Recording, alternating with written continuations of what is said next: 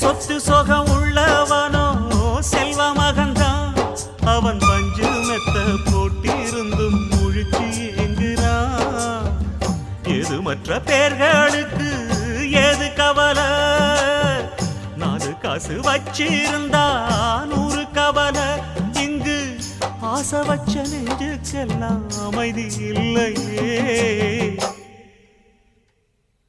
என்ன வேலை அது என்ன வேலை? மன நிம்மதிதான் இங்கு என்ன வேலை? எந்த கடை அது எந்த கடை?